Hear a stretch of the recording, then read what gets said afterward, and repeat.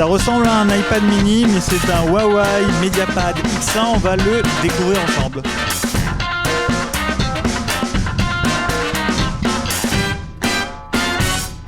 Alors chez Huawei, on sort une tablette. Alors c'est pas vraiment une tablette, vous l'avez vu. Ici on a un haut-parleur, c'est une phablette, une maxi phablette de 7 pouces en Full HD. Alors niveau encombrement, on a un écran de 7 pouces Full HD. Mais on n'a pas l'impression d'avoir une machine excessivement importante, comme par exemple un Nexus 7. Pourquoi ? Parce que tout simplement, l'écran occupe une très large place de la façade avant, notamment avec ses bords très très faibles sur les côtés, c'est presque borderless. Voilà, donc on a une machine en termes de prise en main, bon voilà, évidemment c'est gros, mais c'est du 7 pouces, donc je trouve que l'encombrement il est quand même assez bien travaillé.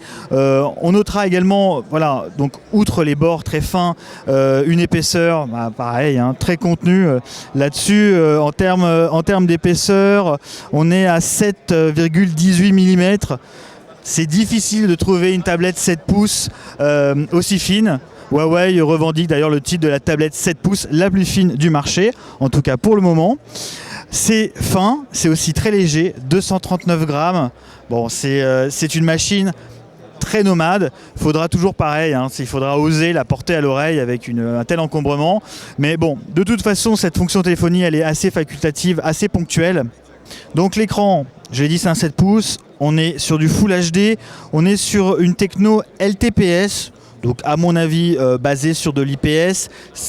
Là, la différence, c'est qu'on a une meilleure restitution des couleurs avec un contraste bien plus profond. En tout cas, c'est la promesse, avec surtout un angle de vision très important. On est toujours sur 10 points tactiles. Voilà pour l'écran. À l'intérieur, on a une puce maison qui a un quad-core en 1,6 GHz, épaulé par 2 Go de RAM.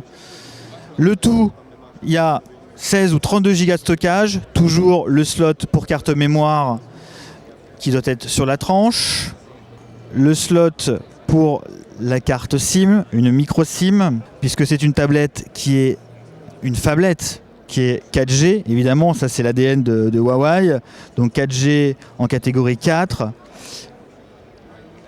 En façade, on retrouve notre capteur de 5 mégapixels pour les selfies.